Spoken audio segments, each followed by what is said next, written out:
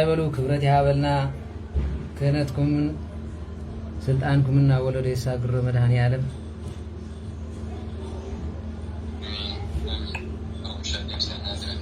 አሜን። ርሑስ አውደ ዓመት ጋር ከመላ አውደ ዓመት እግዚአብሔር ይመስገን። ሰነታ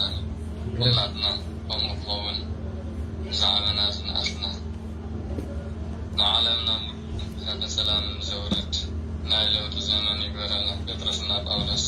አሜን እግዚአብሔር አምላክ ባረከና አሜን።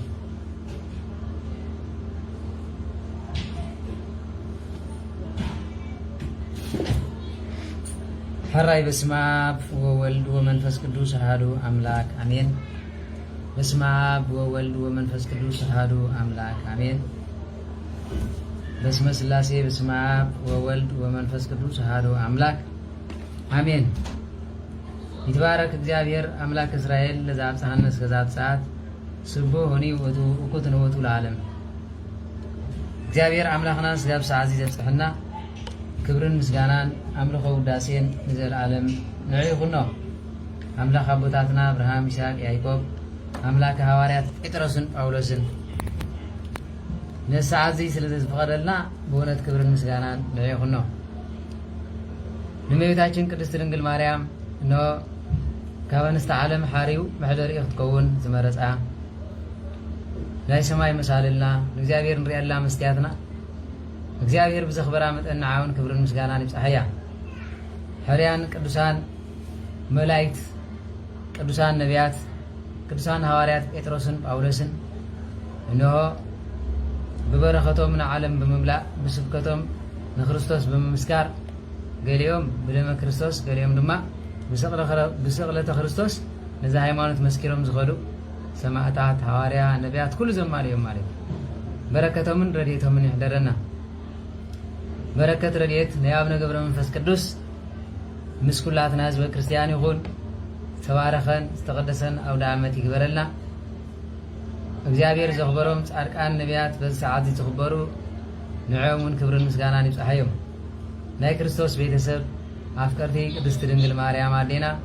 ኣብ መሰረት ነቢያት ሐዋርያት ተሃነጽኩም ደቂ ዓዶም ንቅዱሳን ዓይንተ እግዚአብሔር አቦታተይ ካህናት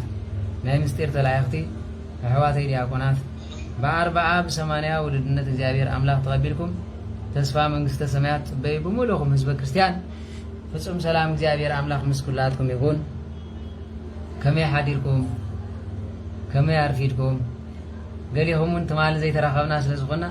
ከመይ ቀኒኹም ምሕረቱ ብዙሕ ቃል ኪዳኑ ሰፊሕ ዝኾነ እግዚአብሔር አምላክና ሓጢአትና ኸይራየ ምሸት ንግሆን ብድምፂ ክንሰማዕ በቃላት ክንረጋጋእ ዝፈቀደልና ሰው ስለዝኾነ ብድጋሜ ክብርን ምስጋናን ንዕይ ይኹኖ። ሕራይ እግዚአብሔር አምላክ ፈቲልናን ፈቂድልናን ሎም መዓልቲ ድማ ክንመሃር ድሕሪ ሐዋርያት ዘሎ ትምህርቲ ድሕሪ በዓል ሐዋርያት ከመይ ከም ንገብር ክንመሃር ከምቲ ተመሃርኩሞን ዝተሰረትኩሞን ኮይንኩም ብእምነት ጽንዑ ኢሉ ብርሃን ዓለም ቅዱስ ጳውሎስ ኖ ናብ ቆላሴ ዝነበሩ ህዝቢ ዝለኣኾ ኣብ ምዕራፍ 2 ቁጥር 7 ዘሎ ቃል ጌርና ክንመሃር ኢና ማለት እዩ። በረከትን ረድኤትን ናይ ብርሃን ዓለም ቅዱስ ጳውሎስ ምስ ኩላትና ህዝበ ክርስቲያን ይኹን። ሓንቲ ድማ ካብ ናይ ቅዱስ ጴጥሮስ ቃል ጌርና ክንመሃር ኢና ምዕራፍ 3 ካብ 14 እስካብ 15 ዘሎ ኖ ዝተዋሃበኩም ንምምላስ ድልዋት ኩኑ። ተመልከቱ እዚኦም ክልቲኦም ሐዋርያት እዮም እግዚአብሔር አምላክ ዝመረጾምን ዘኽበሮምን ነው ድማ ቃል ኪዳኑ ሕዲሩ ሙሉእ ሓላፍነት ሂቡ ንዓለም ዘይሮም ክባርኹ ክቅድሱ ሕሙማን ክፍውሱ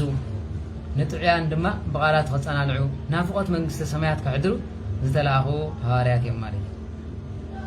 ስለዚ ክልቲኦም ድማ ብዝገርም ቃል ልዕሊ ዝኾነ መንፈሳዊ ቆራጽነት ፍቅሪ ሓው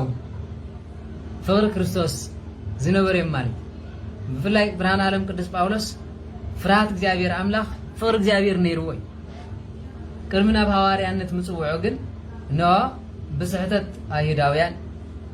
በቲ ዝኸድዎ ዝነበሩ አቦታትና እዮም ቁንዓት ምንም ጌጋ የብሎምን አቦታትና እዮም ከምዚ ዝበሃል ኣብ እስራኤል ከምዚ ነጊሱ ዘሎ ማለት ስለዝነበረ دحار ግን እግዚአብሔር አምላኽ ፍቅሩ ርዩ ሃይማኖት ጽናዓቱ ርዩ እግዚአብሔር አምላኽ መቼም ንዝፈትዎ ይዘቀጽዕ ይብል ማለት ንዝፈትዎ ይፍትኖ ንዝፈትዎ ይቀጽዕ ይባል በዚህ መሰረት ድማ ብርሃን ዓለም ቅዱስ ጳውሎስ አይኑ በብርሃን በመህራም አይኑ በመዕዋር ኣብ እግሪ እነዋናን ያቆይኑ ተማሂሩ ንጎይታናን መድሓኒትና ኢየሱስ ክርስቶስ በፍጹም ፍቅሪ በፍጹም ተልእኾ ከገልግሎ ከሎ ንርኢ ማለት እዚው ዝመስል መንፈሳዊ ቆራጽነት ስለዝሓዘ ድማ ከምቲ ሙሳ ይሁዳውያን ከሎ ንጎይታናን መድሓኒትና ኢየሱስ ክርስቶስ ቤት መቅደስ ይበፅብፅ ኣሎ ቤል ዘብል ገይሩ ኣጋንንት ዘውፅኦም ክብልዎ ከለዉ ብቅንዓት ቤተ ክርስቲያን ቅንዓት ቤትከ በልዓኒ ከም ዝበለ ቅዱስ ዳዊት ንጎይታናን መድሓኒትና ኢየሱስ ክርስቶስ ምስዳድ ጀመረ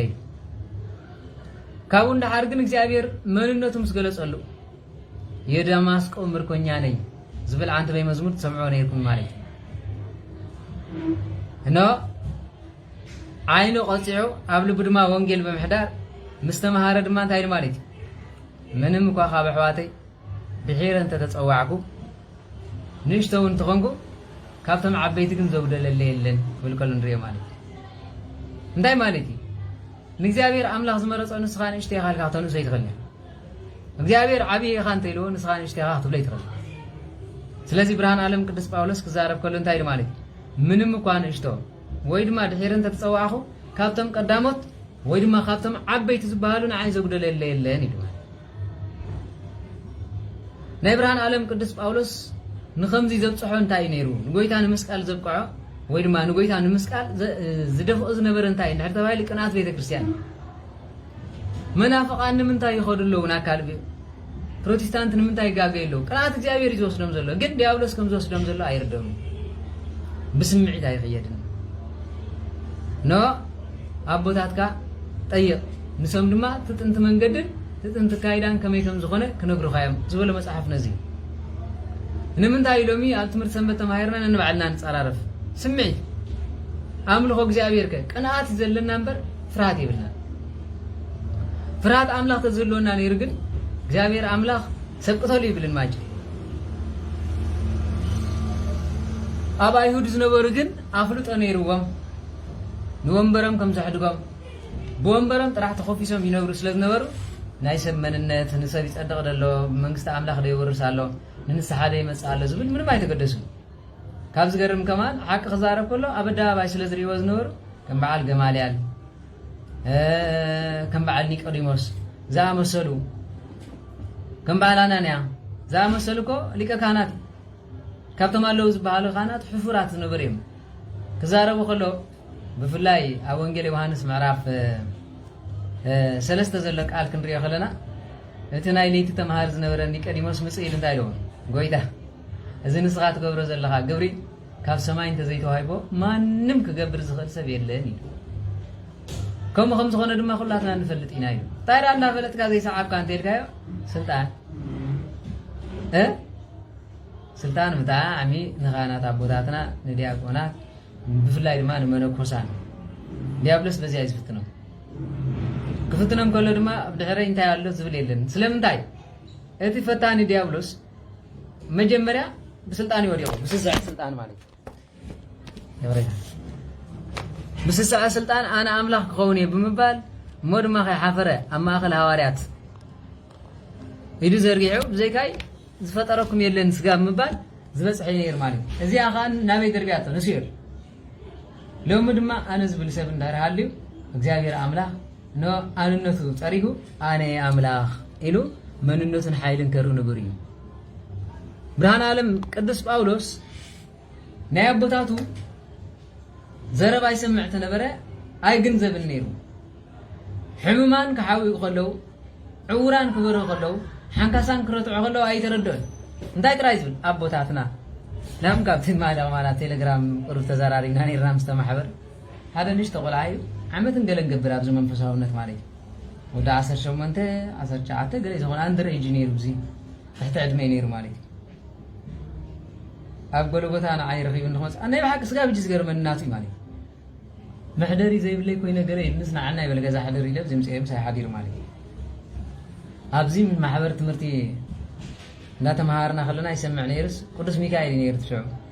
ኩሉ ሰልችዎ ነይሩ ሰዓታ ለማዓት ቅዱስ ሚካኤል ፍሽኽ ኣይበልና የን ምክንያቱ እንኳን ቅዱስ ሚካኤል ኣነ ከማን ዘገልገልናያስ ዘይሕጎሰትን ሰልቺና ስለ ዝነበረ ማለት ቁርብ ድኻም ነይሩ ገለ ክብል ከለኹ ስለ ዝሰምዓኹ ነዚያ ዘረባ እዚኣ ጥራሕ ሒዙ ኸይዱ ማለት ድሕሪ ክንደይ ናይ ግብረ ሰዶም ስረ ገይሩ ይቆርብ ማለት ንዓሞ እዚ ክዳን እዚ ናይ ግብረ ሰዶም ስለ ዝኾነ ከምዚ ጌርካ ክትቆርብ ኣይግበካኒ ከምዚ ጌርካ ክትመፅእ ኣይግበካኒ ተቆሪብካ ኣይዝረብን ኢለ ተዛሪበዮ ደስ ኣይበለን ካልኣይ መዓልትኻ ካልእ ክገብር ፀኒሕንኻ እዚ ካ ኣይፅቡቕን ፀጉርኻ ቆረፆ ከምዚ ጌርካ ክትቆርብ ኣይግበካኒ ይብሎ ይቆርፆ ግን ደስ ኣይበለን ኣብ መጨረሻ ኣብ ዩቱብ ይከታተል ስለ ዝነበረ ኣሃ ዝወዲ እዚ እምበኣር ከምዚ ዝብሎ ዘለዎ ፌስቡክ ኢሉ ንዓ ሰሚዑ ስለ ዝመፀ ኣብቲ እንዳ መዲና ዓለም ዝመላለስ ዘሎ ሕጂ ካብታ ኣንደር እጅ ወፂ ማለት ጠፊኡ ናበይ ከይዱ እንታ ዝቆልዓት ከም ዝበላ እታ ዝቆልዓስ ምስኪን ነይሩ ናበይ ጠፊኡ ኣነ ከመይ ዝመስለኒ እግዚአብሔር የቕረበለን ማለት ዋልናተይ ሓሳብ ክኸውን ይኽእል ደቕ ዝበለ ዓለማዊ ከም ዝኸውን እዩ ዝርአ ኩሉ ግዜ ማለት ብስምዒት ስለ ዝኸይድ መጨረሻ ኣዋዳድቑ ሕማቕ ሕጂ እንታይ ይብል ይረኽበኒ ገለመለ ኣብቲ እንዳ ኺዳና ምህረት ቆሪብና ምስ ወፃና ዛረበካ ደለየ ንስ ከምዚ ይብላልኻ ማለት ቆሪበ ስለ ዝነበርኩ ገለ ይብሎ ሕጂ ፀላእኾ መሲሎ ድሃር መኽፈልቲ ምስ በልዓኹና ገለ ኢለ እንታይ ዋንካ ኢለ እንታይ ከምካ ደኣ ክትዛረበ እንደሊኻ ነርካ ኢለ እዎ እዚ ክትምህር ከለኻ ትምህርቲ ብፀጋምካ ንምንታይ ኢኻ ተማዕትብ ኢሉ ዓይነት እያ ፀጋመይ ኣሕዋተይ እዚኣ የማነይቲ እያ ናተይ እዚኣ ኻ ፀጋመይቲ እያ በስመ አብ ወወልድ ወመንፈስ ቅዱስ አሐዱ አምላክ ኢለ ብየማንካ ምምዕታብ እንኳን ንሱሲ ኣካዳድናን ኣለባብሳን ኣባላልዓን እንዳምሃርኩስ ብፀጋመይ ገይረ ከማዕተብ ከመይ ገይረ ኸው ባህልን ሃይማኖትን ኣጣሚረ ንሰብ ልኽክል ዝኾነ መንፈሳዊ ከስርጠሉ እንዳሓሰብኩ ከመይ ገይረ ብፀጋመይ ዘማዕተብ ፀጋም ኣይኮነን ሓደ ጋላክሲ ስለ ዝጥቀም ፍሊፕ ኣይከውንኒ እንታይ ዝበሃል ኣይፎን ይቕየር እዩ ዘን ኤስ ገለመለ ዝበሃል ሕጂ ዝመፅውን ይቕየር ኣይኮነ ኣነ ግን ጋላክሲ ይጥቀም ስለዚ ከምዚ ይመፅኡ ኖ ይብለኒ ኣነ ደይ ዘማዕተብ ዘለኹ ንስኻ ከምኡ ኢልሓ እንዳሓ ንስኻ ብስምዒት ትኸይድ ኣለኻ ፅንዒ ድብዚ ትምህርቲኻ ሰምዕ ስለ ዝነበርኩ ሓንቲ ሰበይቲ ደው ኢላትልካ ሳብ መንጎ ውጭጭ ኢላ እንታይ ኮይና ይብላ እንድዒ እንታይ ፈሊጠ ሓሚማ ትኸውን ኢለን እሞ እንታይ ኢኻ ትብል ብዛዕባ ስለምንታይ ብቅዱስ ሚካኤል ውፃእ ኢልካ ንሰይጣን ምንታይ ዳ ብሎ ኣቦታትና ሊቃውንቲ ሃዋርያት ከምኡ ይፅንሑናኒ ሕጂ ስሒቐ ማለት እንኳን ሊቃውንቲ ይትረፍ እዚ ሊቃውንቲ ይትረፍ ማለት ኣብ ቤተ ክርስቲያን ከማን ፀጋማን የማናን ምንታይ ምዃና ይትፈልጣል ዓመት ኢኻ ጌርካ ዘለኻ ብዚኣ ዓይነት ሊቃውንቲ ኢኻ ትፈልጥ ዓይነት ኣቦታት ትፈልጥ ሓቂ ከምዚ ዓይነት ትኽእልካ ሓደ ግዜ ዘይፈልጦ ሰብ ክዛረብ ከሎ ስቕኢልኩም ኣይትስምዕዎ ኣደይስ እንታይ ትብል ነይራ መስለኩም ሂልኩም ኣይትስምዕዎ ከይፅያቕ ትብል ነይራ ንዝኾነ ሰብ ያ ኣኽለካ እንተዘይልኩም መሲ ሰብ ሂልካ ትሰሚዕካ መሊሱ ይፅያቕ ትብል ነይራ ኣየናይ ኣቦ ኢኻ ትፈልጥ ኢሉ ስኻ እንታይ ትፈልጥ ይብለኒ ኣታ ኣነ ዝብለካ ዘለኹ ኣየናይ ኣቦ ትፈልጥ ሞ እንታይ ኢኻ ኢሉካ እሞ ኣነ ኢለካ ኣለኹ እዚ ዝተገብረስ መንፈሳዊ ይኮነኒ እሞ እንታይ ደኣ መንፈሳዊ ተዘይኮይኑ ስዳ እንድዕ ኢልኒ እሞ እንድዕ ክትብል ንድሕር ኮንካ ወይ መንፈሳዊ ኢልካ እመን እንድዕ ዝበሃል እምነት ግን የለን ኣብ ዓለም ክልተ እምነት እየን ዘለዋ ወይ ምስ እግዚኣብሔር ምንባር ወይ ምስ ሰይጣን ካልኦት እምነታት ከይዲ ንሱ ንዓኻ እዩ ዝምልከት ኣነ ሓንቲ እምነት ሓደ ጎይታ ሓንቲ ክሕደት ድማ ኣላ እዩ እታ ክሕደት ድማ ብደስ ዝበላ እምነት ክትምሰል ትኽእል እያ ካልኦት ሰባት ካልእ ኣይፈልጥን እሞ ኣቦታትና ዘይገብሮ ስለ ዝገበርካ ነዚ ትምህርትኻ ንከታተል ካብ ዝገርመካ ከማ ናብ ገዛኹም መፅያ ሓዲረ ነይራ ሓደ መዓልቲ ደይ ሓዲርካ እማ ሓደ መዓልቲ ቅዱስ ሚካኤል ሲ ኣይሐጎስናየን ፍሽኽሽኻ የበልና የልካ ኣበይ ሪኢኻዮ ቅዱስ ሚካኤል እጃ ኣነ ገሪምኒ ኣሕድርን ኢለ መፂእ ሰበብ ዝገብር እንድሕር ኮይኑ ሰብ ንገዛኻ ዘይመፀካ ሓሸካ ማለት ከምዚ ዓይነት ሰባብ ትውልዲ ከምዚ ዓይነት ክፉእ ትውልዲ ተራእዩ ይፈልጥን ነዚ መን ይፀይቕዎ እንድሕር ተባሂሉ ሓደ ኣካይዳ ካልኣይ ድማ እዚ ሚድያ ንምሃሮ ትምህርቲ ማለት እዩ ሰረት ብዘይብሉ መንፈሳውነት ብዘይተመልኦ ገድሊ ቅዱሳን ዘይተሓወሶ ስንክሳር ዘይተሓወሶ እንድሕር ኮይኑ ምንም ፀኒዕና ይንፀንዕና ብእምነትና ኣብ ስንክሳር ከምዚ ኢሎም ዝመሃሩ ቦታት ኣለዉ እንተዝብል ነይሩ ሰየው ሕጂ ኣነ እንታይ ኣኽለኩም ደለየ ብርሃን ዓለም ቅዱስ ጳውሎስ ድማ ከምኡ ነይሩ ጎበዝ እዩ ኣብ ጉብዝኑ እዩ ዝኣምን ስለ ክርስቶስ ዓለም ምሉእ ዝካትዕሉ እስራኤል ምሉእ ዝካትዕሉ ዝነበረ ግዜ السبزي كاب እግዚአብሔር ይሎም زامن ካህናት አለው አበዳባይ ከይወጡ ግን ነተም ለዕለም ዘለው ሊቃነ ካህናት ዝፈርሑም ማለት ገማሊ አልቆም ሰሚ ግን ጎይታና መድኃኒታችን ኢየሱስ ክርስቶስ ሁሉ ነገር ያምኑ ነሪ አናንያኮ ያምን አህዋቴም ኒቆዲሞስ ሆነ ያምን ግን አይተዛረቡ እዚህ ናይ እግዚአብሔር ይው አይወድም ካብ ዝገርመኩም ሐዋርያት ከጭፍጨፉ ከለው ምስራይ ድማ እንታይሎም ዘይዝ ጎልፎም ዞም ሰባት እዚኦም ናይ ክርስቶስ ሰዓብትዮም እሞስት ብሎ ዘለዎም ናይ እግዚአብሔር ተኮይኑ ቆጽልዮም እንተዘይ ኮይኖም ግን ኖ ናይ እግዚአብሔር ተዘይ ኮይኑ ከቋርጺ ናይ እግዚአብሔር ተኮይኑም ግን እዝሎምን ገብረ ዘለና ምስ እግዚአብሔር ይባእሰና ኢሉ ሓንቲ ቃል ጥራሕ ተዛሪቡ ማለት ጽቦ ነገር ጽቦን እንተልኩምኒ አይገበረን ስለምንታይ ትውልድ እንዳተባለ አኸሎም ንሓደ ሰብ ምስክርነት ይዘጽናው ማለት ሰብ ክምስክረልካ ዘይኮነ ነተሰብ ግን ትክክል እንተኮይኑ ትክክል ክትብሎ ዳንበር ብስምዒት ንሰብ ክትመሩ አይግባአን ስለዚህ በታ ሓንሳ አስተማርኩም አጸኒዕኩም ንበሩ ዝበለ ብርሃን ዓለም ቅዱስ ጳውሎስ እታ ቅንዲ ቅንዕታ ሃይማኖት ተባህል ዛነ ሒዚያ ዘለኹ ያ ክብል ደሊ ስለምንታይ ኣነ ኣቦታተይ ለኣሚነዮም ኣብ ኩርሲ ተቐሚጦም ዝነበሩ ሰባት ዱላ ምልዓል ርእሲ ሰብ ምጭፍጫፍ ዲያቆናት መቕታል ንኻህናት ምብራር ብዓቢ ድማ ንሊቀ ካህናትን ናይ ኣምላኽ ኣማልኽትን ጎይታ ንኽንሰቅል ዝደፋፍኡን ንሶም እዮም ኣነ ብኦም እምነት ስለ ዝነበረኒ እንታይ ኢሉ ሓደ ተምሃራይ ይበሃል እንዳተምሃረ ከሎሲ ሓቂ ሓሶት በል ዝብል ትምህርቲ ነይሩ ማለት ሓቂ ወይ ሓሶት በል እቲ መምህር ብጣዕሚ ንፍዕ መምህር እቲ ትምህርቲ ዝርድኦ ኮይኑ ዘይኮነ እቲ መምህር እቲ ተምሃራይ ካብ ምዒር ትምህርቱ ነቲ መምህር ይፈትዎ ነይሩ እቲ ትምህርቲ ግን ጽቡቕ ገይሩ ይርድኦ ይፈትዎ ስለ ዝነበረ መጨረሻ لما عندن فتنا كلهم دلوقتيهم قليلهم ممروا هراي بلو لما عندي 4 حتى الله كلن كا حق حصوت بلين ስለዚህ ነዘን 40 ዜን ዝደፍነን ክንሪና ይሉ ንሰምፀ ብሙለን ተንፈተና حصوت ይባል ነይር ማለት እዚ ተማራይ ክፍተን ከሎ እንታይ ገይር መስለው ብሙለን حق ገይርዋ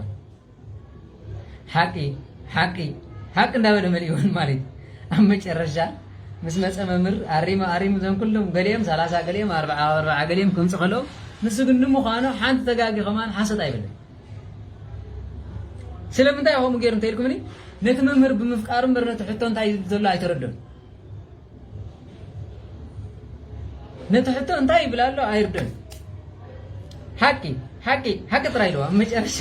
ተመምህር ንበሎ መንክን ብለይና دهان دانيال سلازل كرمينا دانيال لا عسكيلو صويعوا كابز كله سي ولا تلاقي غا حنت حاسد زيت ويلوا ممر نسخم تا اخلو ممر تحسيو اخميله اي طرطر كون يلو مالت مجرشا كما يجي حاسد غبريلو حاسد اندي ملسيلوا اما انا ممر كمزي تمرنا كمزي تتابعنا انه غاواهم حاسد قال يوصي لي امن ስለዚህ በ انا حق غيري ማለት እንታይ ማለት ይዚ ለምንማ ዘታለለና እንታይ ነዓና ስጋ ብጪ አደዳ ስደት ዘዳረገና ናብ ሕማቅ ዘውደቀና እንታይ ኩሉ ትውልድ ክርዶ ዝግባእ እዚ ነይሩ በሃገር ደረጃ መጺና ኣብ ሳህል ግንድዕን በልዕ ነይርና እዝን ጣዓዋን በልዕ ነይርና ስለ ዝብሉ ዝነበሩ አቦታትና ወል ኮረሸ ሒዞም ንዕም ዓወት ከምሱ ተጋደልቲ ክባሃሉ ስጋብ ደቆም እንሆ ክረዶ ክብሉ እንዳጸደፉ አቦታትና ድማ አግማልዲ አድግሪ ተሰኪመም እንዳበሉ ንኹሎም አጥቂም አምጽየም በሐቅ ማለት ምስመጽ ግን ኣብ ዓዲ ምስመጽ ዘሎ ካይዳ ግን ከምቲ ናይ ቀደም ስለ ዝመስሎም ማለት እዚኦም ሓርበኛታት ማይጋገይንም ሓንሳ ነው ሃገር ፍቅር ለዎም ዝብል እምነት ስለ ዝነበረ ተሓደ መጽያ ጭፍጭፈካ ተሓደ መጽያ አስረካ ተሓደ መጽያ ባሳጨውካ ተሓደ ብጉቦ ገይሩ ተሓደ ወደ ሓው በይሉ አስሮ ከሎ ምንም አይመስለኝ ይሄን ተበልካ ደቀና እንደም ጀጋን እንደም ክንዴ እንዴ ማህሊፎም ጥራይ ይብል ማለት በአይን ቤተ ክርስቲያን ተሪና ይርማ በአይን ቤተ ክርስቲያን ማለት ቀደም መነኮሳን አቦታትና ንጻሃትን ቅዱሳን ነው ካህናት አቦታትና ድማ ሕፍራትም ዲያቆናቱን ደኒኖም መስከዱ ርእሶም አቅኒዕም አይፈልጥ በስ ስለዝነበረ ካህን እንተይልዋ ዝጊልዋል መነኩሴ እንተይልዋ ዝጊልዋል ቃል መነኮሳን ቃል ባህታዋን ይሐልፍኒ ስለምንታይ አጎዛ ለቢሶም እምኒ ተተርእሶም በጊዜ ለይቲ ቁሪ በጊዜ ቀትር ፀሓይ እንዳተሃረሙ አቶም ህዝብ ተነስዑ ግደፉ ዝትገብሮ ዘለኹም ክብሉ ከለዉ ሓቂያ ነይራ ተግባራዊ ዝኾነ ትምህርቲ ስለ ዝነበረ ድማ ሓንቲ ብበትሪ መስቀሎም ገይሮም እንድሕር ከውሒ ሃሪሞም ማይ ይፈስስ ነይሩ ማይ ጥራሕ ኣይኮነን ማሸላ ጣፍ ማይ ናብ ፀባ ዝቕይሩ ቅዱሳን ነይሮም ዝተባኣሱ ድማ ዚንዚን ጌርካ ብሰበይትኻ ስለዚ እግዚኣብሔር ኣይፈትወልካን ከይድመ ባእኻ ይንቕበልልካን ይብሉ ነይሮም ስለምንታይ ኣብ ጎደና ፅድቂ ይኸዱ ስለ ዝነበሩ ማለት እዩ ነዚ ስለ ዝረአ ድማ እንኳን ዶ ከምዚ ዝገበረሲ ሰበይቲ እኳ ጥንስን ተስዲዳ ካብ በረኻ መፅኦም ባሕታውያን እዚ ዝገበርከ ፅቡቕ ስለ ዘይኮነ ተባሂሉ ወይ ድማ ፅዋዕ እንዳፅዋዕ ምስ ተፀውዐት ምስ በልዐቶ ተሓኒቓ ተቃፀልኩ ትብል ህፃና ስዲዳ ከላ ከምዚ ገይረ ኢሉ ቅዱሳን የቃልዕዋ ነይሮም ሎሚ ግን ከምኡ የለን ማለት ስለምንታይ ንቅዱሳን ምሕር ንዒቕና እዮም ኢና ንቤተ ክርስቲያንና ብዙሕ ኣቋሽሽና ኢና ሕጊ እግዚኣብሔር ኣምላኽ ኩሉ ጥሒስና ኢና ኣቦታትና ክህነት ጥራይኹም ተሰኪምኩም ዘለኹም እምበር እቲ ስርዓተ ክህነት ምሳኹም የለን መነኮሳን የለን ጳጳስ መኻ ግደፎ ማለት ጳጳስ ንሕና ቀደም ንፈልጥ ጳጳስ ክመፅእ ከሎ ነዚ ሃገር ክረግፃ እዩ ተባሂሉ ብምሉእ ህዝቢ ኣስላማዩ ክርስቲያኑ ወፂኡ ልክዕ ከም ታቦት ኢና ንቕበሎ ስለምንታይ እንተበልኩም ብያሪኮ ዝሓልፉ ዝነበሩን ጎይታናን መድሓኒናን ኢየሱስ ክርስቶስ ክርዩ ዕውራን ከይተፍኡ በዓል በርጠሊሜዎስ ሓፀርቲ ከይተረፉ በዓል ዘኪዎስ ንጎይታናን መድሓኒናን ኢየሱስ ክርስቶስ ክርዩ ተዳፉ እዩ ሙኑ ዘይሃልፍ በዳሂረ ይርኮ ብያሪኮ ዝሓልፍ ዘሎ መን ኢሉ ዕውር ሓተተ ኢሉ እሱ ደኣ ክርስቶስ እዩ ክብሎ ከለዉ ክርስቶስ ተኮይኑ ኣነ እውን ክርየ ይደልየ ወዲ ዳዊት መሓረኒ ጎይታናን መድሓኒናን ኢየሱስ ክርስቶስ ድማ ክብርን ምስጋናን ይኹኖ ዳዊት ዝብል ድምፂ ምስ ሰምዐ ልቡ ስለ ዝተተንከፈ እዩ ንእግዚኣብሔር መን ልቡ ዳዊት ዳዊት ባርያይ ከም ልበይ ይረኸብኩ ዝበሎ ስለ ዝነበረ ዳዊት ዝብል ድምፂ ወዲ ዳዊት ዝብል ድምፂ ምስ ሰምዐ ንዳዊት በዚ ሰዓት እዚ ዝክረአ መን ኢሉ ወዲ ዳዊት መሓረኒ ኢሉ እቶም ህዝቢ ዝነበረ ስቕበል ንሱ ድማ ንሱ ንዕኡ ሰቕ ክብል ዓው ኢሎም ተዛረቡ ንሱ ድማ መሊሱ ዓው ብምባል ወዲ ዳዊት በጃኻ መሓረኒ ድምፂ ዳዊት ሰምዐ እግዚኣብሔር ኣምላኽ ንምሕረት ቅልጥፍ እዩ ነዚ እኮ እዩ እቶም ንፃድቃን ፀሎ ከም ሳዕሪ ክደርቅ እዮም ኢሉ እቶም ንፃድቃን ዘኽብሩ ድማ ከም ስየ ክልምልም እዮም ስለ ዝኾነ ወዲ ዳዊት ምስ ሰምዐ መጨረሻ ጎይታናን መድሓኒናን ኢየሱስ ክርስቶስ ክሳዱ ዚሩ بعين بمطمط من تتحسس غبر لك من تتفكر تدليو اتفقدو انت كتكون يخايدو كما يرايك ويدما كما تكسد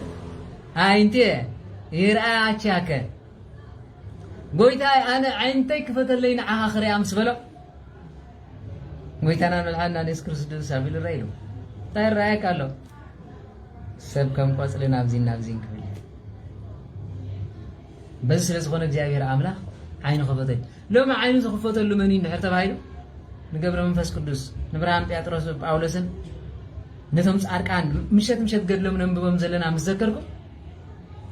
አምላክ ነቲ ቅዱሳኑ ኢሉ ዝሃቦ ሸለል ዝብል ከይመስለኩም ነዚ ከወንጌል ማቴዎስ ታይሉ ሓደኳ እንሆ ካብዞም ናሽት ንሓደኳ ከይተቃሉልኝ ትንዕኦም ዝገበርኩም ድማ ኣብ መንግስተ ሰማያት ኮንት ኮይና ይተሐልፍኒ አይ ብርሃን ዓለም ቅዱስ ጳውሎስ ድማ ንቅዱሳን በረኸቶም ረድኤቶም ስለዝፈልጥ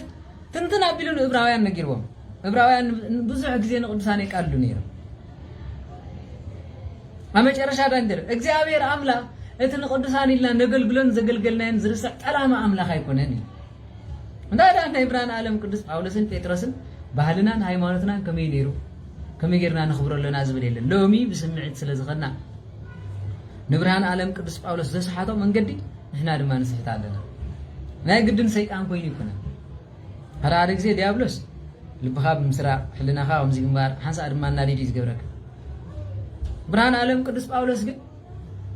بገዛ ርሱ ብስጉ ተዳፋፊ ክፉ ስራ ይሰራህ ነይሩ ስለምንታይ አመን እምነት ስለዝነበረኝ አብሰብ انت بسبب زو كلي نو نسو بخونتي طفى انه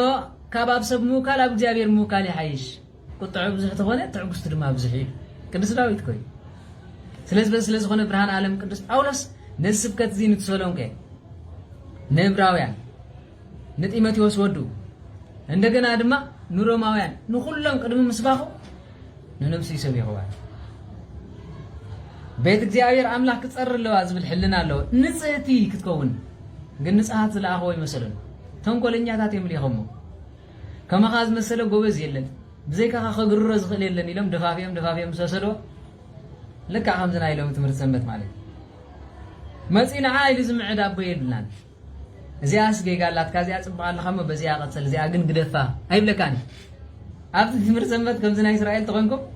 أبوتاتنا خانا سبزي أو جزلان حتى بعد بعد بزنا تكري أخلهم مالي كنا بجزء كأخنا إندي سبز بزلون نخالون كاي مسد نعلم تعرف هيكم قل من سيد لزفلت أنا سخم من السرير نعانا حورك يعملنا أركن سلامنا يفلتني ملس لي بلتي غامتيو أبوتاتكم سلازي تقبلوا لي لا تستفيدوا الماني حزب غامت أو تديابلس يخون نابز صبو عيسان أين خنا أمن تعال غاير مسي تعال سيب لك تعال دياقون مسي منافق لك تعال تقاوم لك تعال دغافي لك سلازي نمن كنا أمن يلو كلا خلاص يوم حسوتيهم بمبال لبيت كريستياننا نحاسوت من شجرو منسي منم بيت كريستياننا إنه حقيقة قناعاتن أبوتات كم زي بلا غير زو سدان تعالي للزمن تسالينا وعاود سالم تم سمت إيه تحدثني داي تحدث هو نفتي ليه زي أبي يفتح كايدني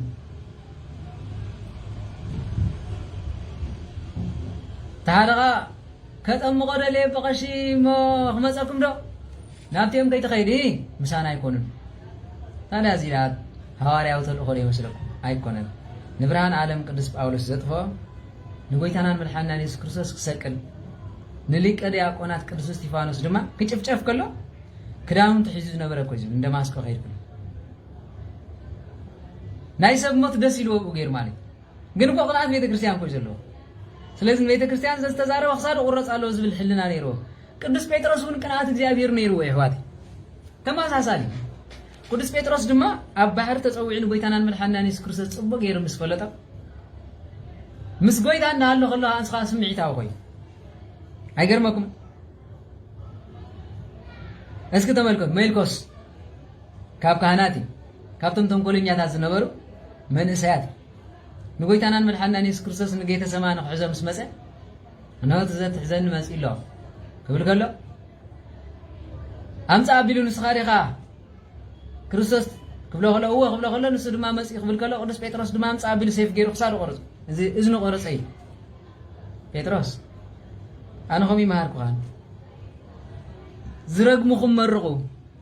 صلاتكم أفكروا صلاة خان تلمنكا هبو أنت سمستيو أنت تاني دم أبلعيه حانت معرفة كايدو انت بلا كان ما خلطة معرفة كايدو ايه زي انا زمهار كوها تم سيف زلع لقل ممدايم تفيد بسيف سيف زلعلو بسيف يمتفو سيف كا نمدايم لسيلو نفس قبو سلا بيت كريستيان سيف هالعلو بدنا اقول لا غيرو بمسمار غير زي طرقت نبره برهان عالم قدس باولوس كوينو تريفوك على እግዚአብሔር ስለዚህ حلف بسيف دي حالف ولا بسغلت برهان عالم قدس باولوس تسقيل لي تسيفي نسو ግን በታዝ ተገሰጻት ጽቦ ገይሩ ስለዚህ ኸደ አነ ናይ ምሕረት አምላኽ እነሆ ስለ ሃይማኖት በጽፈዓካ በዚህ ድገመን በሎ ማለት ስለ ሃይማኖት ብዙሕ እንተ ተኻራኸረካ ካብኡን ላዕሉ አላምስ ኢልካ ክትቆም ይግበካይ ማለት ምር በዚህ ጽፈዓካ ሰቅበለ ዝባል ሕጊ የለን ዋሶ ኢልካ መጽእ ጉም ተቢልካ ወይልከ ከም ዝባል የለን እዚ ናይ ዓያሽ ክርስትና ነው ሓደ ጊዜ ክርስቲያን ስለዝኾንካ መጽእ ኢልካ ጉንድዝ ነው ገው ቢልኳስ በቃ كم زبالة يكونن زي ترجمة خالي مال بزي انت مسأ بس خارما بزي خا تخلق الله بون انت مسأ كارما ولا خارما كاترلي بون عمي ولي مالي سلز خنا قدس بيتروس نهو نسخة من إسيك الله خير هم بس بلا كاتزلل ليت خيرك عصا تحز هذا جزي خامر بنت إيرك هذا ما أنا عصا بيرك هتحزت للنيرك جينا أريك يا أخي أريك أنت مالي فليتك يا أخا عبي يا أخا كلت عينة عبيتي زلوا عبيت منفساوي بمنفساوነት እንድሕር ዓቢ ኮይኑ ዕድመ ይግድቦን ይሰብ እቲ ተገልግሎ ዘለኻ ኣገልግሎት ዓቢ ስለ ዝኾነ ብውይኻ ትጽዋዕ ስለዚ ዓቢ ኻ ኢኻ ቀደም ናብ ደስ በለካ ትኸይድ ነርካ ሕጂ ግን ናብ ደስ በሎም ሒዞም ከወስዱኻ እዮም እዚ ኸዓ ስለ ሃይማኖት ትልካ ትገብሮ ዳ እምበር ሓይሊ ስኢንካ ይኮንካን ልክዕ ብርሃን ዓለም ቅዱስ ጳውሎስ ድማ ስለ ቤተ ክርስቲያን ቀኒኢካ ኸይድካ ኢኻ መንነተይ ንዓይ ፈለጥካን እንዲያውም ካብ ዝገርመኩም ኣቦታትና መተርጁማን ክዛረቡ ከለዉ ንጎይታና መድሓኒትና ኢየሱስ ክርስቶስ መስማር ገይሩ ክወግኦ ከሎ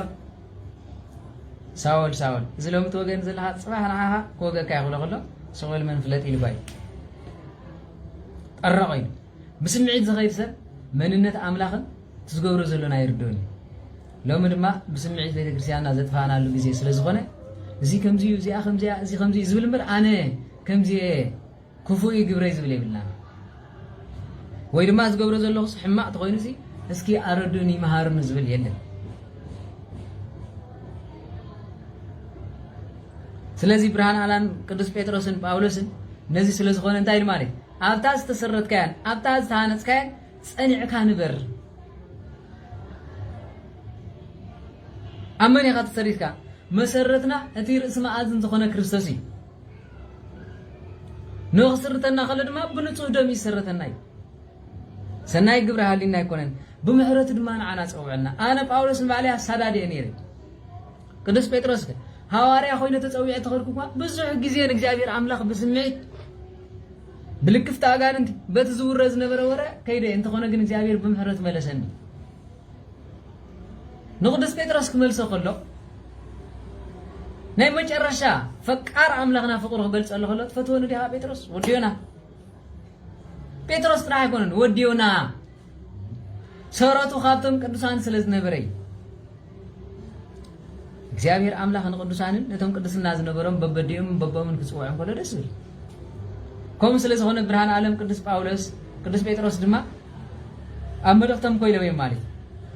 ጢሞቴዎስ ወደይ ኣቐዲማታ እምነት ኣብ ዓባይኻ ድሕሪ ድማ በዲኻ ከም ዝነበረት ሕጂ ድማ ባኻ ከም ዘጽሓት ይፈልጥ ኢሉ ስለዚ ካብዞም ዓበይቲ ኣድባር ስለዝተወለድካ ነታ ኣነ ዝነገርኩኻ ذهب خان ملقتن قطع بالك حزو نخالقتون متان كتغبرو ماريب خباي درا خاين سمع كاين دما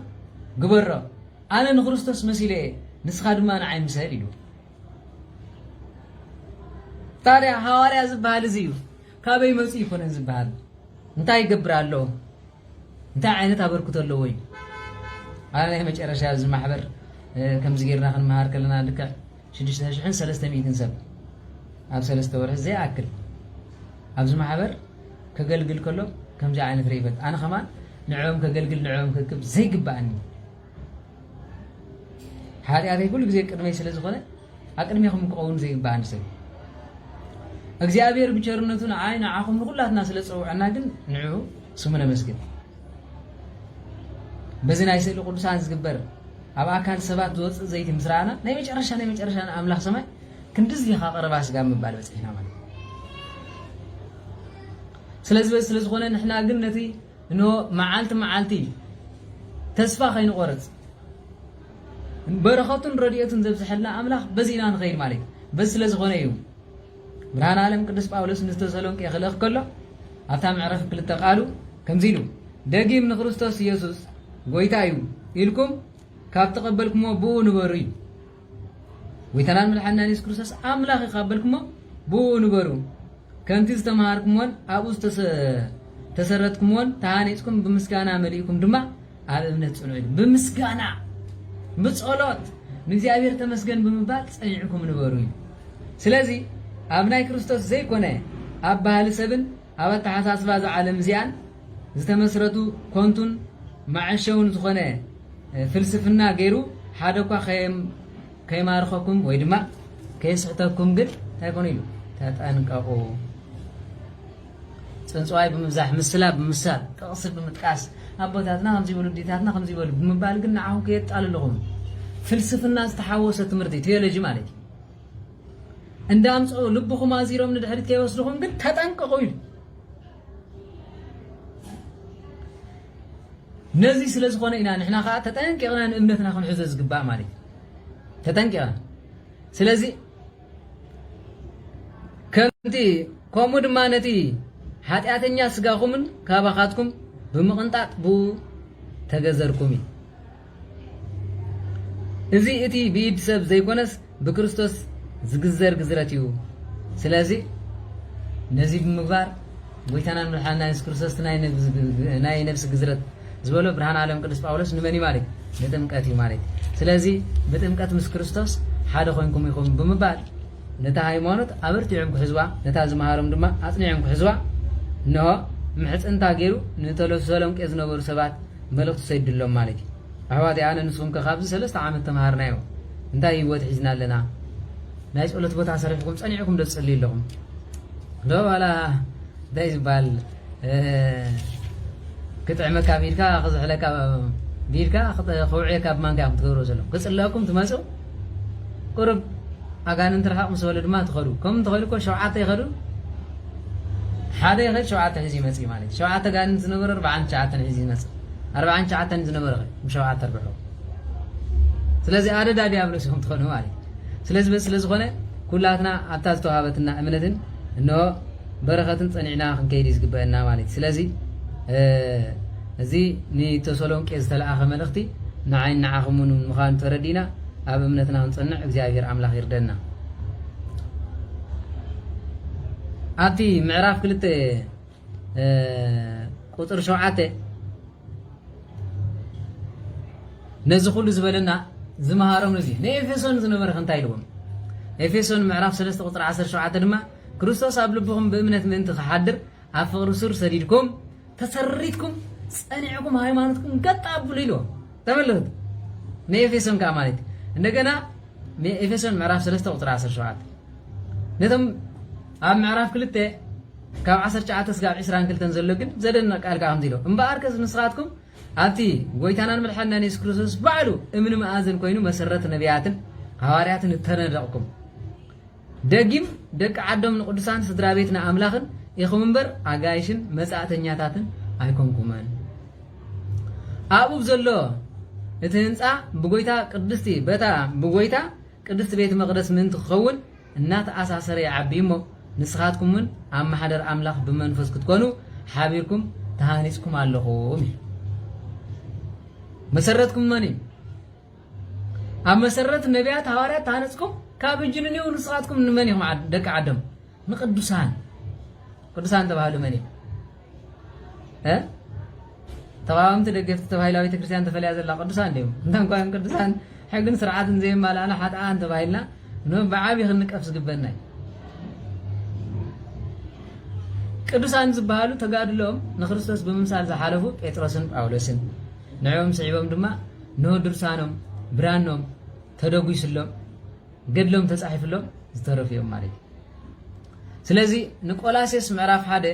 ካብ 22 እስካብ 23 ዘሎ ማለት ካብቲ ሰማዕኩሞ ተስፋ ናይቲ ኣብ ትሕቲ ሰማይ ዘሎ ኩሉ ፍጥር እተሰብከ ወንጌል ኣነ ጳውሎስ ዘገልጋልዩ ከይተናቃናቅኩም ተሰሪትኩምን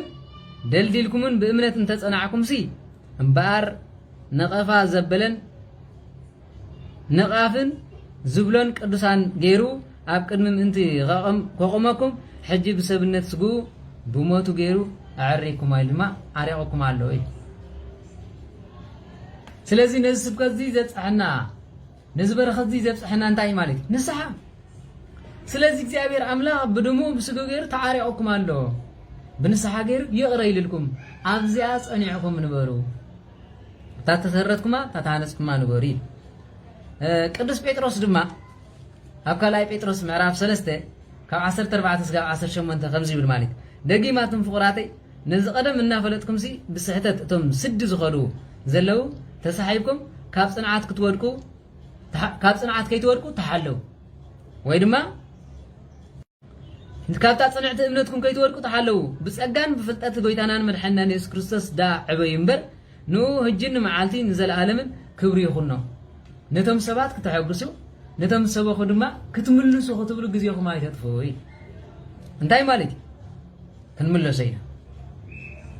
ካልኣይ ተሰሎንቄ ምዕራፍ 2 ቁጥሪ 17 ዝነበሩ ድማ ብሰናይ ግብርን ቃልን ዘበለ ልብኩም ይጽናዕን ይበርትዕን ኣብ እምነትኩም ድማ ብጾምን ጸሎትን ቆሞይ ተመሊስ ድማ ጎይታናን መልሓናን ኢየሱስ ክርስቶስ ንሐዋርያት ክሰዶም ከሎ ወንጌል ማቴዎስ ምዕራፍ 7 ካብ 24 እስካብ 25 ዝበሎ ቃል ድማ ኣሎ ማለት እዩ ነዚ ነገረይ ሰሚዑ ዝገብሮ ኩሉ ቤቱ ኣብ ከውሒ ዝሰርሐ ብልህ ሰብኣይ ይመስል እዩ ነዚ ነገረይ ሰሚዑ ዝገብረ ዘበለ ኩሉ ንቤቱ ኣብ ከውሒ ዝሰርሐ ብልህ ሰብኣይ ይመስል ዝናብ ዘነበ ወሓዘ ንፋሱን ነፈሰ ነታ ቤት ከዓ ደፍዋ ኣብ ከውሒ ተሰሪታ እሞ ኣይወደቐትን ስለምንታይ መሰረታ ኣኻውሕዮም ነዚ ሒዝናዮ ዘለና ሃይማኖትና ቅዱሳን እዮም መሰረቱ ገድሊ ቅዱሳን እዩ መበገሲ እዩ ነዚ ስለ ዝኾነ ካብዚ ንድሕሪት ከብለና ዝኽእል የለን ክፍኣትና ተዘይኮይኑ ማለት እዩ ነቢ ኤርምያስ ድማ በረከትን ረድኤትን ይሕደረና ነቶም ካብ እምነቶም ጎዲሎም ንእግዚአብሔር ኣምላኽ ካብ ጽንዓት ከይዶም ዝነበሩ ካህናት ዲያቆናት ምእመናን ብምሉእ ክግስጾም ከሎ ከምዚ ኢልዎም ትንቢተ ኤርምያስ ምዕራፍ 17 ቁጥሪ 8 ዘሎ ቃል ንሱ ከምታ ኣብ ጥቓ ማይ ዝተተኽለት ሱራ ድማ ኣብ ሩባ ኣቢሉ ዘስፋሕፍሕ ኦም እሞ ዋዒ እንተመፀ ኣይትፈርህን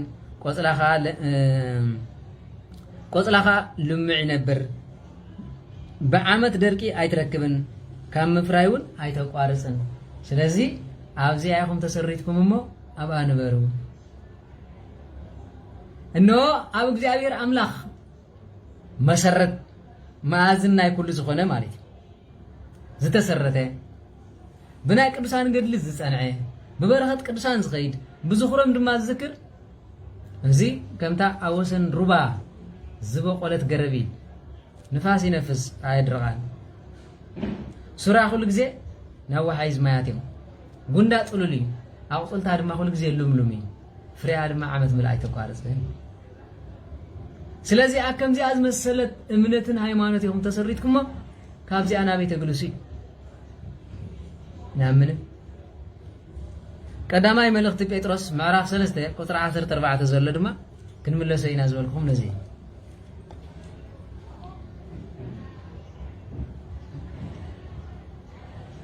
ስራ ከምዚ ይብል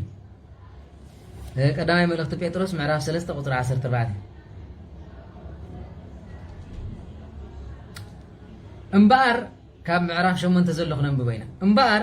ብስምምዕ ንበሩ ሓደ ተዳናገጽቲ ፍቕሪ ኣሕዋት ዘለዎም ለዋሃትን ትሑታትን ድማ ኩኑ ኢሉ ስለምንታይ ጎይታናን መልሓናን ኢየሱስ ክርስቶስ ደንጋጽ ኩሉ ስለ ዝነበረ ንሕሙማን ይፍውስ ንዕውራን የብርህ ንሓንካሳን የርትዕ ንዝሞቱ የተስእ ነይሩ ሓደ በሉ ተዳናገጽቲ ኩኑ ፍቕሪ ኣሕዋት ድማ ዘለዎ ለዋሃትን ትሕትናን ኩኑ ትሑት ስለ ዝኾነ መብልዕ ማል እግሪ ሃዋርያት ሓጺቡ ፍቕሪ ዝመልኦ ስለ ዝነበረ ድማ ነቲ ዘትሕዞ ይሁዳ ከይተረፈኩ ሓቂፍዎ ማለት እዩ ንሱ ጥራይ ኣይኮነን ፍቕሪ ስለ ዝነበረ ድማ ዝብሎን ዝገብሮን ኣይፈልጡን ይቕረበለሎም ኢሉ ካልኣይ ክፉእ ኣብ ክንዲ ክፉእ ፀርፊ ድማ ኣብ ክንዲ ፀርፊ ኣይትመልሱ እኳ ደኣ መርቑ ከመይ እግዚኣብሔር ምርቓ ክትወርሱ እዩ ፀዊዕኩም ኢሉ እግዚኣብሔር ምርቓ ክትወርሱ እዩ ፀዊዕኩም ከምቲ ቅዱስ መጽሓፍ ዝብሎ እቲ ህይወቱ ዝፈቱ ጽቡቓት መዓልታት ከዓ ክርኢ ዝደሊ ልሳኑ ካብ ክፉእ ከናፍሩ ድማ ተንኰል ካብ ምዝራብ ይኸልክል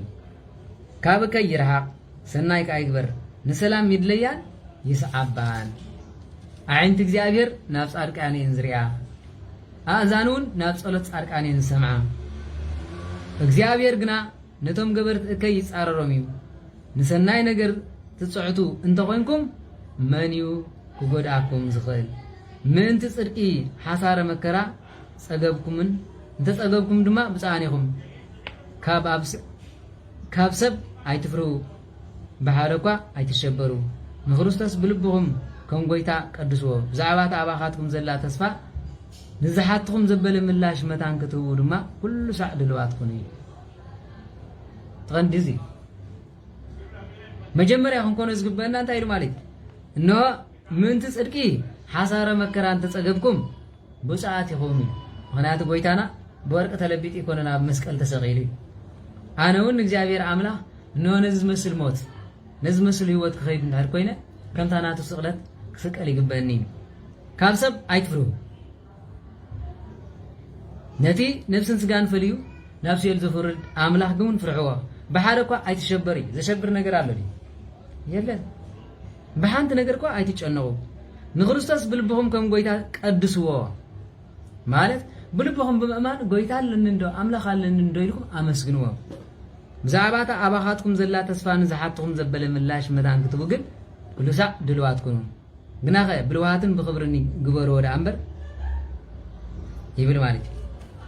ስለዚ ማሕበር እዚ ተሓቲትኩም ኣብዚ ማሕበር ተማሃር ትኾንኩም ግቡእ መልሲ ክህልወኩም ኣሎ ያው ሓደ ግዜ ዝርዮ እንታይ ኢሉ ሕተለኒ ኢልዎምና ሓደ ቦ ማለት ሕተለካ እወ ትሕቶ ፅሒፍካ ምፀለይማ ኣነ ከዓ መፅሓፍ ርአ ክምልሰልካ እየ ኢሉ ዋነ ሕጂ እኮ የደልያ ኢሉ ሞጅዳ ኣነ መፅሓፍ ድሒዝ ዘለኹ ኢሉ እዚ ይበሃል ብርሃን ዓለም ቅዱስ ጳውሎስ ግን እንታይ ኢሉ ማለት ቅዱስ ጴጥሮስ ተዋሃበኩም ሕቶ ንምምላስ ኩሉ ግዜ ድልዋትኩም ካብ መጽሐፍ ቅዱስ ኣይትፈለዩ ካብ ቤተ ክርስቲያን ካብ ጾም ካብ ጸሎት ኣይትፈለዩ ንስ ጥራሕ እኮ ይኮነን ሐዋርያት ክልከም ከሎ ኪዱ ክትከዱ ከለኹም ነግሮም ጫማ ንመንገድኹም በትሪ ኣይትሓዙ ናብ ኣደባባይ ናብ ነገስታት እንተቆምኩም ድማ እንታይና ክንምልስ እንታይና ክንብል ኣይትበሉ ንስኹም ብፍርሃት ንበሩ ሰማያዊ ኣቦኹም ድማ ትብልዎን ትምልስዎን ክነግረኩም ኢሉ ስለዚ እግዚአብሔር ኣምላኽ መልሲ ይሳእን ኣይሳእንን ሮሜ ምዕራፍ 1 ቁጥሪ 19 እነሆ ካብ ቀደም ኣትሒዞም እግዚአብሔር ኣምላኽ ኣብ ልቦም ኣንቢሩሎም እዩ ኢሉ ሮሜ ምዕራፍ 1 ቁጥሪ 19 ንሆነ ኣምላኽ ድማ ብልቦም ፈልጥዎ ነበር እዩ ኣቦታትና ጠቕሲ ስለ ዝፈልጥ ድዮም ነዚ ሃይማኖት እዚኦም ኣፅኒሖምና ኣቦታትና ዲሞክራሲ ዘይዲሞክራሲ ስለ ዝፈልጥ ድዮም ቆይቋ ዘይብላዕ ፅልእ ዘይነበረ ዓዲ ኣፅኒሖምና ይመስለኩም ወነበሩ ድልዋነ ለመንግስቲ ኣምላክ ልቦም ንእግዚአብሔር ንመንግስተ ሰማያት ድልዋት ስለ ዝነበሩ ክፉ ኣይገብሩን እግዚአብሔር ኣምላኽ ኣብ ልቦም ኣሕዲሩሎም ብርሃን ዓለም ቅዱስ ጳውሎስ እምበኣር ከምዚ ክሰብኽ ከሎ ብልቦም ምልኣት ዝነበሩ ሰባት ስለ ዝረኸበ ኖ ነቲ ፃውዒት ናይ እግዚአብሔር ኣብ ልቦም ኣሕዲሩሎም ካብ ቀደም ፈልጥዎ ነይረ ንኣብነት ሃዋርያት ክነብዕል ከለና ሕምባሻ ገለ ዝኩሉ ክንገብሩ ከለና መቸም ኣቦታትና ገድሊ ሃዋርያት አንቢቦም ኣይኮኑን ገይሮም እግዚአብሔር ኣብ ልቦም ስለ ዝሕደረሎም ሎም ኸዳ ተማሂርና እንታ ኮይና ፀይቅ ኮይና ኣይገርመኩምን ኣነ ካብ ሓደ ዝገርመን ነገር እንተሃልዩ እቶም ንሕና ዝነዓቕናዮም ኣቦታትና መፅሓፍን ምንባብን ኣይክእሉን ዝበሉ ዝነበሩ ባእሲ ይፈልጦም ጭቕጭቓ ይፈልጦም ሓው ንሓው ተተባኢሱ ነፀላ ገይሮም ይዓርቅዎ ነይሮም ሎሚ ግን ሕጊ ተማሂሩ ዓንቀፅ ተማሂሩ ሕጊ ጣሚሙ ጉቦ በሊዑ ንሰብ ከኣስር ኢና ንሪኦ ማለት እዩ ቀደም ዝነበሩ ቦታትና እምኒ ተሰኪሞም ገድሊ ሓዚሎም 7 ግዜ ንቤተ ክርስቲያን እንዳልቀሱ እንዳጸለዩ ክኸዱ ከለው ዝሓመመ ወዶም ዝተጨነቐት ጓሎም ኩሎም ይፍወሱ ነይሮም ሎሚ ግን ስጋ ማይክሮስኮፕ ዝደቐቐ ክፍለ ኣካላት ከርኢ ዝኽእል ማቴርያል ኢንስትሩመንት ሒዞም ንወዲ ሰብ ኣብ ምንታይ ይሓምም ፈሊጦም ከለው ፈውስን ምሕረትን የለን ካብ ዝገርመኩም እኳ ሓደ ግዜ ናይዞም ሓካይ ማለት ፈሊጦም ንሰብ ክወልድን ክፈርን እግዚአብሔር ኣምላኽ ዓብይ በረኸትን ክህቦ ክንዝመኽሩ ናይ መጨረሻ ዝገርመን እንታይ ንጓል ኣንስተይቲ ማህፀና ይዓፅዋ ንወዲ ተባዕታይ ድማ እቲ ሴመን ቱብ ዝበሃል እቲ ናይ ዘርኢ ዝሓልፈሉ ከምዚ ገይሮም ይዓፅዎ እሞ እንታይ ይገብሩ ማለት ዘርኢ እግዚአብሔር ይኽልክሉ ነዚኣ ምስ ትምህርቲ ድያ ምስ እግዚአብሔር ምባኣስ ድያ ምስ ምንታይ ኣትቕፅር ሰብ ከይወልድን ከይፈርን ከመይ ገይሮም ከም ዝከላኸሉ ማለት ፍረይ ተፋረይ ዝበለ እግዚአብሔር ዶክተር ድማ ወጥን ስድራ ቤት ዲያብሎስ እንዲ ዶክተር ዝኸውን ዘሎ ወጥን ስድራ ቤት ኢሉ ንዛ እንታይ ኣለዎ ካብሻ ሓደ ተወሊዱ ንኹላትና ዘፅድቐና ትኾነ ስለዚ ሎሚ ንድሕር ሓደ ወሊዱ ኣነ ኣብዚ ክሪኦ ከለኹ ከመይ ጌርና ክነዕብዮም ኢና ንሕና ዓቕሚ ይብልናን ዝዓዲ ድማ ትሪኦ ኣለኹም ኣነ ብሰናይ ክልተ ሓደ ወዲ ወይ ጓል ድማ ወሊደ ክነብር እየ ዝደሊ ከምዚ ናይ ፃዓደ ኢሉ ከም ፃዕዳ ትከውን ደልያ ዘይኮንካ ዘይተፈጥረካ ሎሚ ሃይድሮጅንን ኦክሲጅንን ሓንሳ ገይሩ ማይ ዝፈጥር ትውልድ እዩ ወይ ማይ ዝፈጥር ክብሎ ማይ ይሰርሕ ማለት ፈጥራስ ንእግዚአብሔር ዝምልከት ተፈጢሩ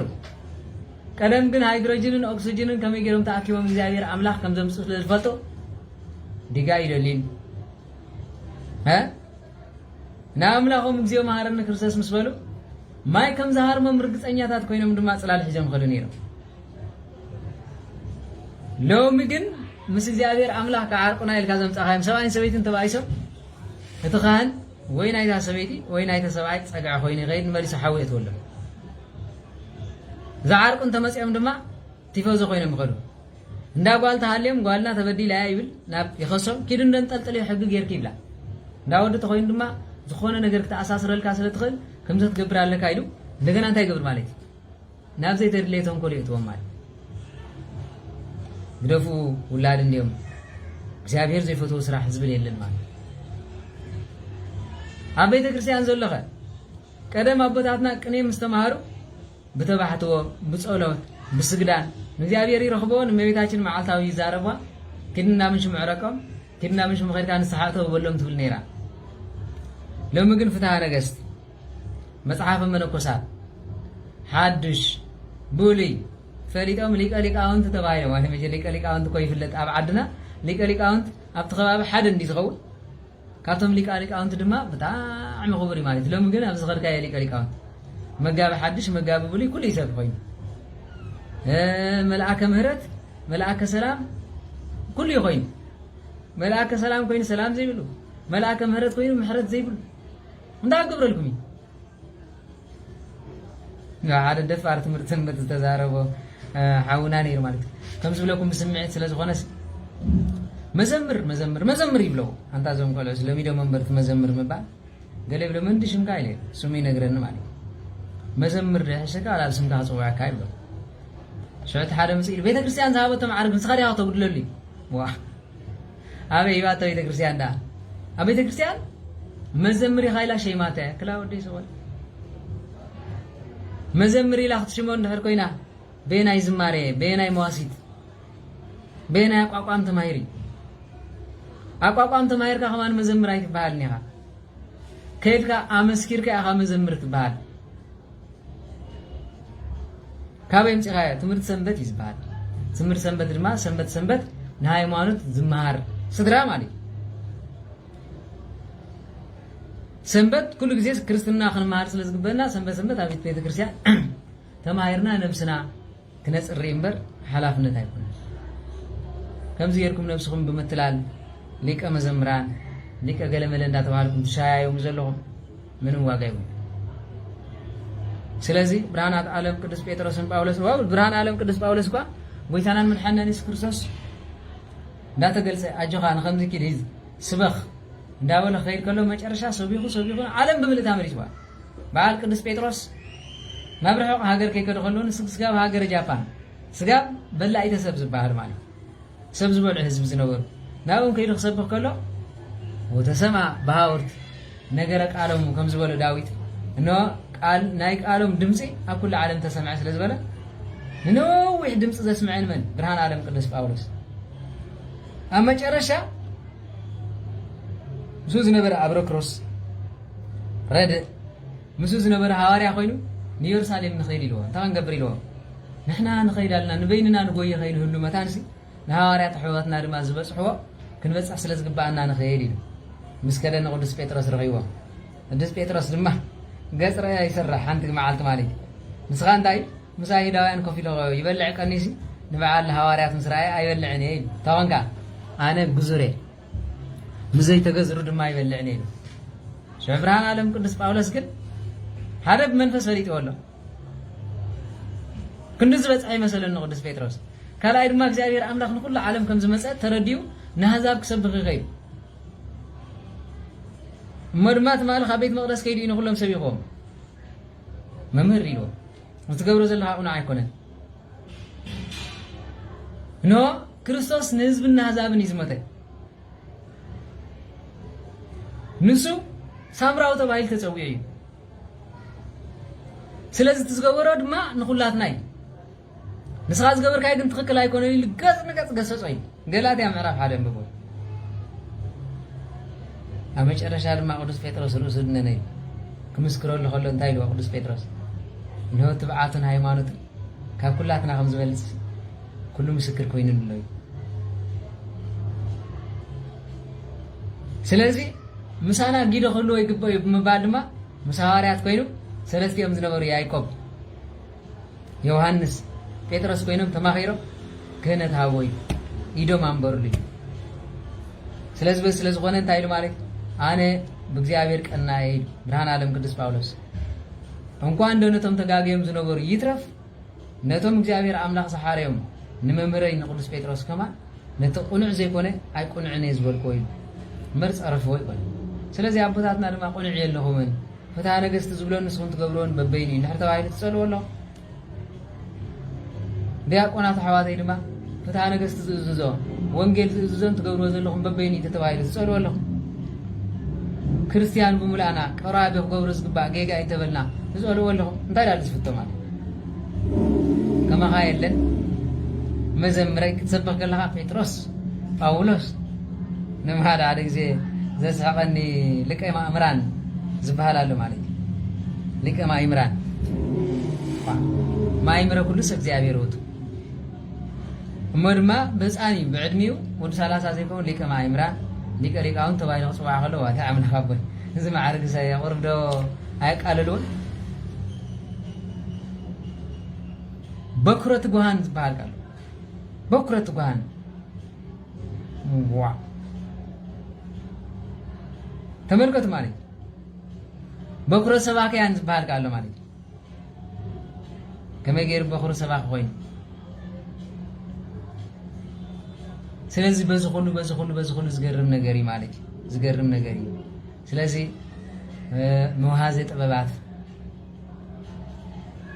ተቀቢልዎ እሺል እንድሕር ወሲድዎ ኮይኑ መውሃዘ ጥበባት እግዚአብሔር ጥራይ መፈልፈል ጥበብ እግዚአብሔር እዚ ሁሉ ማዕርግ በቃ በብስምዒት ስለዝወሃብ ነቲ ሰብ ድማ ናካል እዩ ዘብፅሑ ማለት ስለዚ ከምዚ ዓይነት ህይወት ክንመራሕ ይግባን ብርሃነ ዓለም ቅዱስ ጳውሎስን ግን ኣብታ ዝተምሃርዎ ስለ ዝፀንዑ ካብ ሰብ ኣይደልይዎን ካብ እግዚአብሔር ረኺቦም በዚ ዕለት እዚ እንሆ ዝገርመኩም ድማ ክስይፍዎም ከለዎ ከዓ ዝገርመኩም ብርሃነ ዓለም ቅዱስ ጴጥሮስ ወይ ድማ ሊቀ ሐዋርያት ቅዱስ ጴጥሮስ ብትንቢት እዩ ተሰይፉ ንጎይታናን መድሓኒናን ኢየሱስ ክርስቶስ ብዕለተ ሓሙስታ ኢልዎ ንስኻ ዝሞትካዮ ሞት ክመውት እየ ንስኻ እንተ ተሰቐልካ ኣነ ድማ ክስቀል ኢልዎ ጎይታ ከ እንታይ ኢልዎ ደርሆ ከይነቅበ 3 ግዜ ክትሕደኒ ኢኻ ነዛ ለይቲ እዚኣ ኣብ መጨረሻ ግን ኣብ ሮማ ኣብ ኣደባባይ መፅኦም እንታይ ኢሎሞ ማለት ብርሃነ ዓለም ቅዱስ ጳውሎስ ኣነ ብእምነተይ አይሁዳዊ ብዘይግነተይ ድማ ሮማዊ ኢልዎ ስለዚ ሮማዊ እንተኮይኑ ድማ ክንሰቕሎ ይግባእና መታን ከይሳቀ ሮማዊ ኮይኑ መታን ከይሳቀሲ ሓንሳእ መታን ክትኮነሉ ታመት ብሴፍ ጌርና ንሕልፎ ኢሎም ተማኺሮም ብሴፍ ጌሮም ሰይፎም እዩ ክፉእ ሞት ዝብልዎ ንሶም ስቕለት ስለ ዝኾነ ተሳቂሉ ክመውት ኢሎም ንቅዱስ ጴጥሮስ ግን ክትስቀል ኢኻ ኢሎሞ ማለት ክስቀል ክብሎ ከሎ ከም ጎይታኻ ንስኻ ተሰቂልካ ክትመውት ኢኻ ክብሎ ከሎ ኣነ ንጎይታይ ዝበቃዕ ስለ ዘይኮንኩ ከም ጎይታይ ዘይኮነስ ኣንጻር ናይ ጎይታ ንቁልቁል ኣፈ ይስቀሉኒ እዩ ብምባል ንቁልቁል ኣፉ ተሰቂሉ በሰዓት እዚ ብሰማዕትነት ሓሊፎም ማለት እዩ በረከቶምን ረድኤቶምን ይሕደረና ኣብ ተምሃርናዮ እምነት ድማ የጽንዐና እግዚአብሔር አምላክ ከምዚ ንዓመታ ኣብ ዓድና ተኣኪብና ባህልናን ሃይማኖትናን ኣጽኒዕና ንኸለሉ ግዜን ዘመንን ይግበረልና ወስብሐት ለእግዚአብሔር ወለወላዲቱ ድንግል ወለመስቀሉ ክቡር ይትአኮት ወይሰባህ ስሙ ለእግዚአብሔር አምላክነ ወትሮ ኩሉ ግዜ ወኩሉ ሰዓት አሜን። ሕራይ ስለ ዝነበረና ሁሉ እግዚአብሔር አምላክ ክብርን ምስጋናን ይሁን ነው።